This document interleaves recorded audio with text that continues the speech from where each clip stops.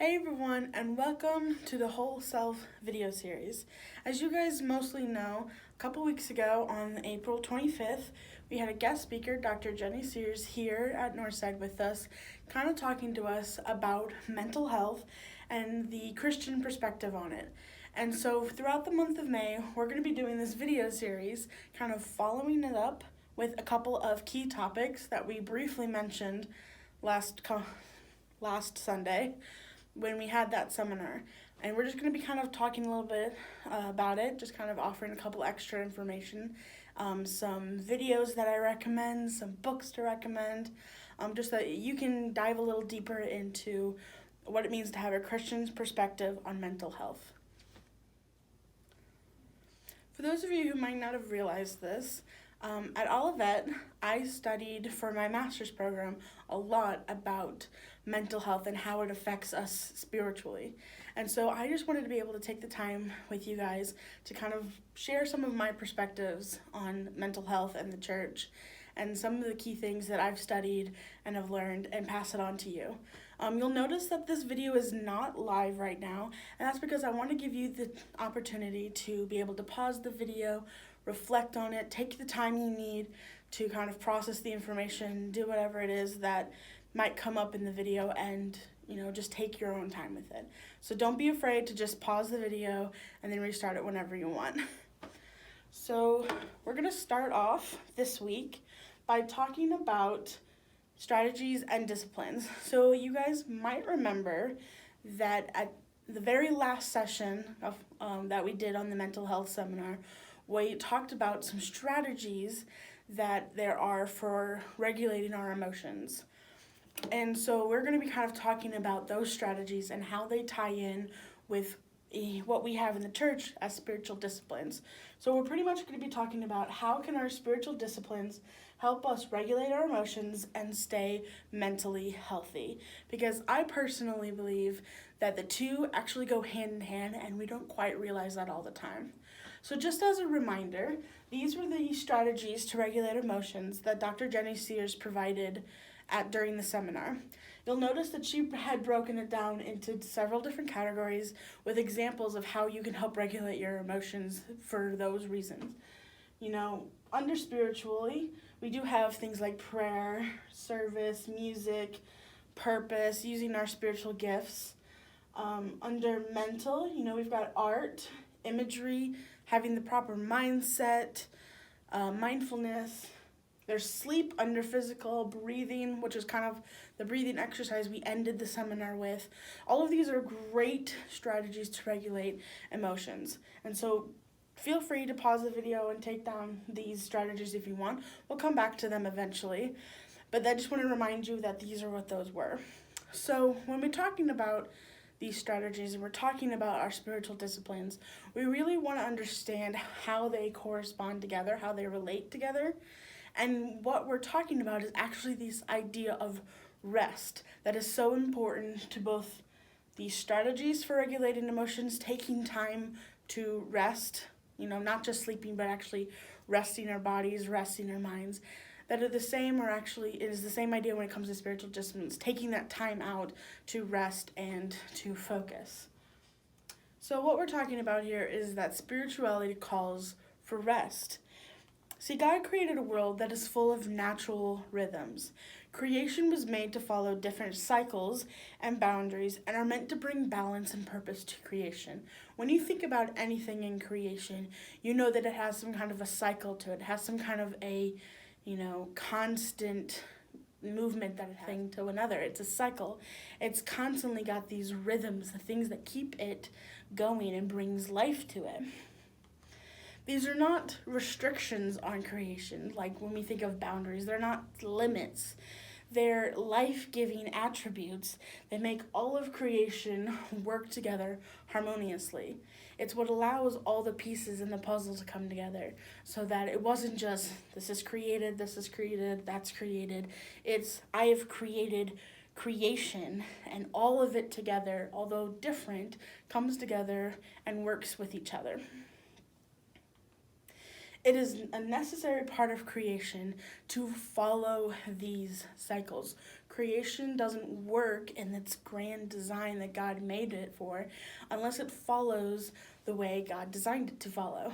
They talk about how the earth is placed in the exact spot it needs to be placed at the exact tilt that it needs to be tilted out towards the sun in order to give life to earth. And then if that shifted in any direction, even ever so slightly, life on earth wouldn't be possible the way we know it to. It's balanced. It's a cycle that needs to be, in check so that life can thrive, so that creation can do what it was designed for. Our spirituality helps connect us to those natural cycles that God intended for humanity from the start. When we talk about our spirituality, it's about getting back to that understanding of why were we created, where do we fit into creation, and how can we get back to the original intent for, creation for humanity before sin entered the world, before the fall happened.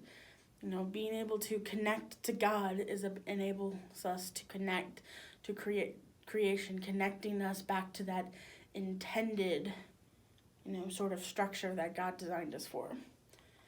Our spirituality must focus on restoring those rhythms and cycles to our minds, bodies, and spirits in order to bring us back to the intended image of God, the intended imago Dei. When we're talking about our spirituality, we talk about spiritual formation, we talk about all sorts of different strategies that we do here in the church to help us connect to creation, to connect to God. Well, those are all about restoring us back to that intended cycle for creation, getting us back to a place of completeness, so that we're not so broken up, so that we're not so scatter-minded, so that we can actually come together and do what we are designed for, to have in us the purpose that God intended us for us to have. And so when we're talking about our spirituality, it calls for us to re-enter into those cycles and to find what's been missing in those cycles that has created so much stress and anxiety in the world and for us as in humanity. For humanity, the idea of Sabbath is a part of those natural rhythms of our lives. In the church, we talk about Sabbath because when we talk about creation, we can't just focus on the first 6 days that God created everything. We also have to talk about the day that God rested.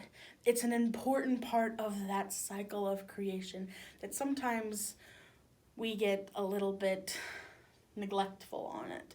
Sometimes we get so busy with everything else that we're doing, so busy in where we gotta go, what we have to do, that we forget that a part of that natural cycle for our lives, to keep our minds, our bodies, our spirits intact, is the idea that we really do have to take the time to just stop for a moment. We do have to take the time to rest. We do have to take the time to relax. And the idea of Sabbath is a huge part of that. The essence of Sabbath is rest. It's renewal for the soul. See, God purposefully designed humanity to function as one. So when we focus on rest and restoring the soul, we're also taking the time to rest and restore the mind and the body as well. It's like a waterfall going down. Or a better way to picture it is, this might be a weird analogy, but you ever seen those like champagne towers where they just stack 100 or so glasses on top of each other, and then they start pouring from the top and it trickles down and fills all of them up. It's sort of the same idea. At the very top of this kind of pyramid is our spirituality. It's the idea of Sabbath and the idea of resting our souls. And if we start with that, and we start to integrate that rest and renewal into our spiritual lives, then that will affect our mental state. That will affect our physical state. And it all kind of trickles down from there. Because if you only focus on resting the body, you're never focusing the mind or the spirit. So if you start with the spirit and you start with this idea of Sabbath, then eventually you will also be resting the mind and resting the body and bringing us into this completely whole self kind of healthy environment where we're not just physically healthy and we're not just spiritual healthy and we're not just mentally healthy, but we're completely healthy. In the world that we live in today, the most important aspect of Sabbath is Sabbath time. And the idea of that is, it's not that realistic in the modern world to say, I'm going to take an entire day where I'm not going to think about anything, I'm not going to do anything, I'm not going to go places or do anything like that.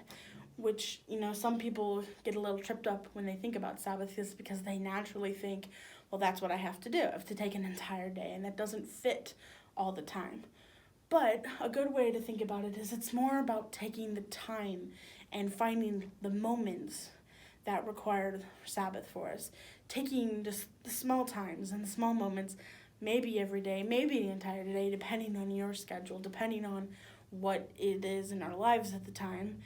Just finding those little moments that we can stop, that we can rest, and that we can restore God's rhythms in our lives. Whether that is stopping to pray, stopping to breathe, or stopping just to relax and to drop the shoulders and feel that sense of calming come over us. Sabbath time is intentional rest and restoration. God commands us to honor Sabbath and to honor what it means. To honor this idea of rest and restoration because it is vital to us staying connected with God.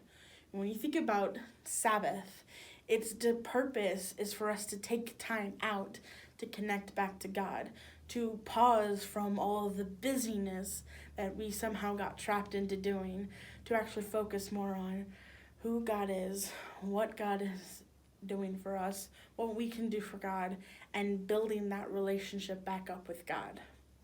It is also vital to maintaining the natural design for humanity because our bodies can't survive unless we take time to stop moving, unless we take time to rest. Our minds can't focus unless we take time to stop them from, going full pace all the time. And our spirits can't handle constantly being too busy.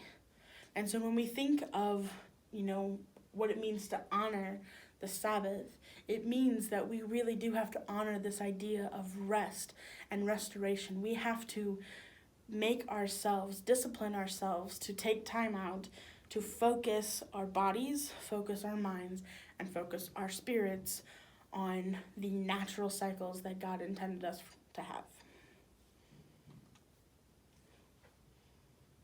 Taking time out to focus on God and focus on regulating those natural rhythms leads to us restoring the Imago Dei in us. When we talk about the importance of having the image of God within us, representing the image of God, part of that image is knowing that we can't go 100% all the time. We have to take time to just breathe. We have to take the time to pray. We have to take the time to be mindful of everything that's going on, to just stop. And that's part of life. That's part of the intent of the image of God. That's part of the design in creation. And taking the time to focus on that intent is taking time to focus on God. Regulating emotions restores and clarifies the mind. When psychologists and doctors tell you to do those strategies that I mentioned earlier, their focus is on focusing the mind, calming the mind, clarifying the process of information that's coming into the brain so that it's not getting all jumbled up, so that we can actually go through start to finish of processing information and thinking it through and acting appropriately. And when we regulate our emotions, that's what its goal is for. And spiritual disciplines in the church are designed to help form and empower the spirit. It's like molding clay. When we take ourselves as a block of clay and we slowly begin to work at it, and we work at it every single day over and over again, eventually that clay is going to become something important. It's going to become something purposeful. And that's what it's doing to our spirit when we do spiritual disciplines, is it's forming us, it's empowering us. And together, both of these bring balance back to God's design for creation and humanity. You can't have one without the other. It doesn't fully work with restoring emotions unless we're thinking about, how does this restore my soul? How does this restore more than just the physical aspects of my mind? And to be honest, spiritual disciplines don't work if we're too busy thinking about, how is this going to affect me? How is this going to work? Oh, do I really have to do this every day? You know, when we discipline ourselves to take them seriously, take them naturally, they go hand in hand and they work together. It is not a coincidence that doctors have compiled these strategies for regulating our minds and emotions, that they line up with our spiritual disciplines of the church and the ones that God handed down to us personally. It's not a coincidence that when you look at these side by side, they actually go together. Like when you think of one of this, pick any strategy really from that list that we gave earlier, and say, okay, well, there's something I can do with my spiritual disciplines that goes along with that. For example, prayer. That's a big one. Not only is that a strategy for regulating emotion, because it actually changes the chemistry of our brain to allow us to focus, but it's how we connect to God. Meditation allows us to calm our spirits, calms our minds, so that we can allow our minds to focus on God. Worship, music, art, mindfulness, they're on that strategies list, and they're a huge part of spiritual disciplines. Confession, confessing to God and taking the time just to actually say it out loud, and self-talk, they go hand in hand. Relationships and hospitality, actually being with other people, connecting to other people, actually builds up some kind of emotions regulating in us. It's a discipline. Actually having to connect to other people in a proper way is something that goes together as well. And obviously service. Actually serving and helping other people is a way to calm the emotions, and it's a huge spiritual disciplines. And these are just a couple of those examples, but it's not a coincidence that these things line up, because they go hand in hand together. God designed our bodies to stay in balance with our minds and spirits. It's not a coincidence that we're designed that way, that when you do one, it affects the other, because God intended for us to when we're focusing on God, that it's actually restoring our health. God intended that when we're focusing on God, we're calming the mind, we're relaxing the body, we're restoring everything that's tense and tight and anxious in our bodies and our minds, because we're focusing on God. And if you take that away, then everything else seems to get a little messed up. That's why they go together. See, spiritual disciplines are means of grace. They're gifts that are given to us to guide us. They're handed to us saying, practice these and they will guide you and they will help you lead to this idea of rest and restoration. They're outward practices of inward restoration. They're things we do on the outside that bring and make us healthy on the inside. And both the strategies and the spiritual disciplines require this idea of repetition. That they're not just a one and done kind of outward practice. They're things that if you do on a daily basis and they become a part of your natural cycle, doing them over and over and over again, and they become habitual for you, then they both have a positive effect on the mind and the spirit. They increase positive effects on us.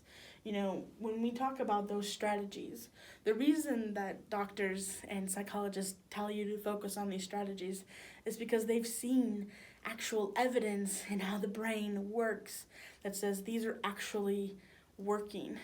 If you do them over and over and over again, they're changing for the better the chemistry in the brain. They're allowing connections between the part of our brain that thinks and the part of the brain that stores all of it, and the part of our brain that feels it and actually produces actions. They're making those connections stronger. They're making those connections faster. They're making them more efficient, and that's a great positive thing. There's actual evidence that says doing them over and over again works. Same with spiritual disciplines. We know and we've seen how doing spiritual disciplines over and over and over again increases our ability to connect and build a healthy relationship with God. Part of keeping the rhythms of creation balanced is the repetition of these practices every day. Rest only works if it's a part of a cycle. Taking the time to rest once is not enough.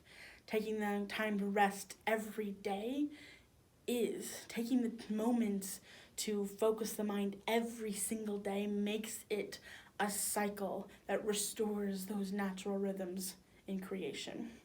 It must be done over and over again to actually bring restoration.